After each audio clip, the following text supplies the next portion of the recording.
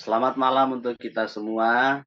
Puji Tuhan kita boleh kembali bersama-sama. Saya mau berbagi sedikit pengalaman dengan para pemirsa dimanapun pemirsa berada. Di satu sukacita bagi kita semua mungkin kita pernah merasakan pengalaman jawaban doa bagaimana Tuhan menyertai kehidupan kita masing-masing.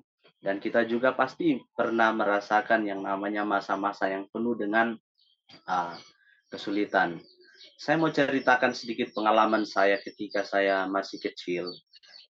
Kurang lebih di tahun 2002, saya bersama-sama dengan oma.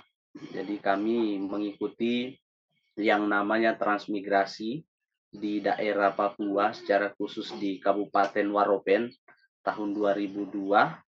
Dan Tuhan izinkan untuk kami hidup di sana beberapa tahun. Namun setelah dari situ beberapa tahun kami melangsungkan perjalanan ke Jayapura, secara khusus di wilayah di Arso 12. Dan ada banyak kisah yang mau saya bagikan di sana kepada kita semua, yaitu yang mana Tuhan kita itu ajaib, Tuhan Jehovah Jireh, Allah yang menyediakan, Allah yang menjawab doa pergumulan kami keluarga. Jadi satu kali di Arso 12, satu kali bersama-sama dengan oma saya dan juga kakak saya yang pertama, kami tinggal di Arso 12. Pada satu malam ketika kami beristirahat, tiba-tiba sekitar mungkin jam 3 pagi, kakak saya terbangun dan hendak keluar untuk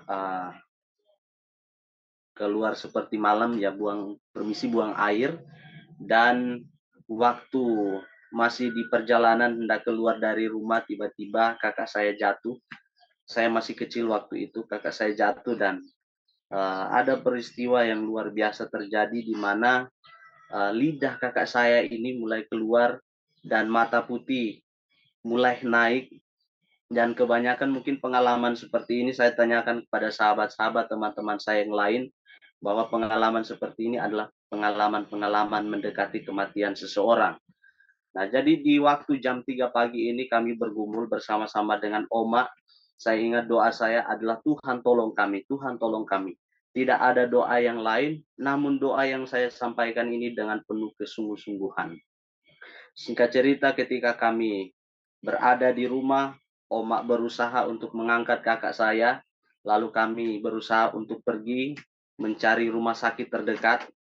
Kami berjalan dan mungkin perjalanan yang ditempuh itu adalah perjalanan yang cukup jauh, sehingga kalau orang cuma jalan kaki, kalau kita cuma jalan kaki mungkin kita tidak akan sampai di tempat tujuan tepat waktu untuk pertolongan pertama kepada kakak saya. Jadi waktu kami keluar dari rumah, saya tanyakan kepada oma saya, "Oma, uh, kita punya uang cuma satu." Jadi waktu itu karena saya tidak mengerti, saya tidak tahu menghitung, jadi saya cuma katakan, "Oma, uang yang kita punya cuma satu. Apakah uang yang kita punya ini boleh mencukupi untuk menolong dalam biaya rumah sakit dan lain-lain sebagainya di sepanjang perjalanan kami?" Sehingga Oma cuma jawab, "Sudah, tenang saja, kita pergi saja ke rumah sakit. Di sepanjang perjalanan boleh sambil kita berjalan dan kita berdoa, dan Tuhan akan menyediakan bagi kita di tempat tujuan kita." Ada satu hal yang saya rasakan seperti pekerjaan Tuhan ketika kami keluar dari rumah. Saya berdoa bagaimana oma yang sudah mulai tua, lalu kakak yang sudah besar harus dipikul, digendong untuk digodong dibawa ke rumah sakit. Dan di sepanjang perjalanan kami berdoa, Tuhan kalau boleh ada kendaraan yang harus kami tumpangi supaya pergi ke tempat terdekat di mana boleh kakak saya mendapatkan perawatan yang pertama. Jadi waktu kami berdoa, mungkin selang beberapa waktu setelah peristiwa, setelah kami berdoa, tiba-tiba datang satu ojek. Ojek ini datang lalu dia tanyakan, dia tawarkan, "Ibu, mau kemana?"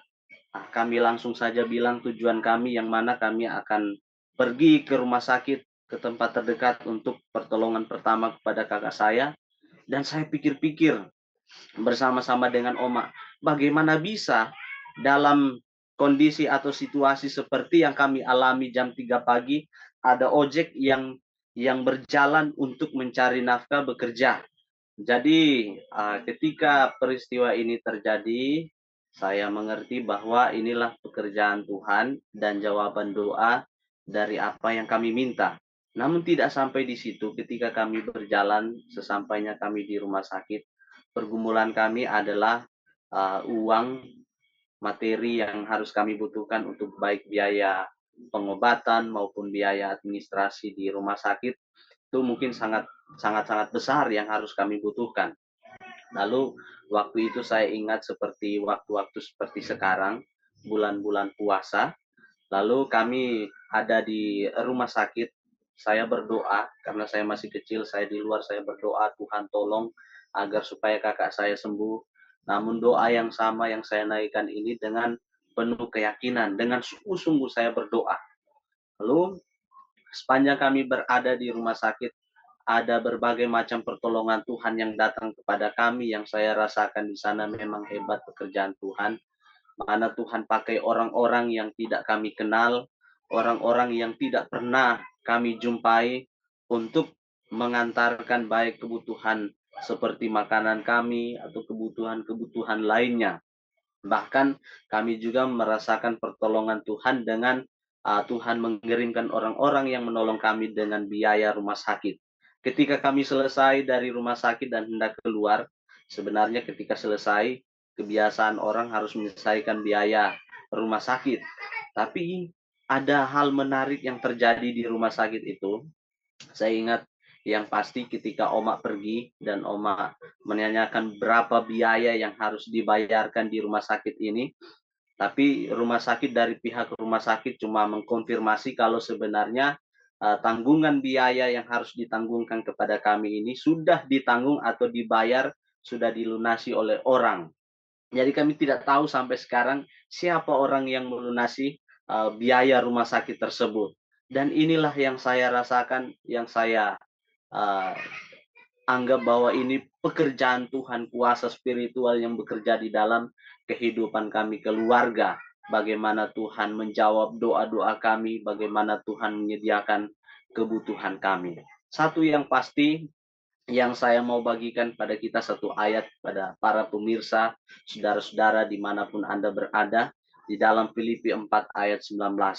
Yang mana ketika kita berdoa, ketika kita bergumul, kita meminta kepada Tuhan, semua kebutuhan kita Tuhan akan penuhi menurut kekayaan di dalam Kristus Yesus Tuhan kita. Demikian pengalaman saya, kiranya dapat memotivasi para pemirsa, menguatkan iman kita dimanapun kita berada. Tuhan memberkati.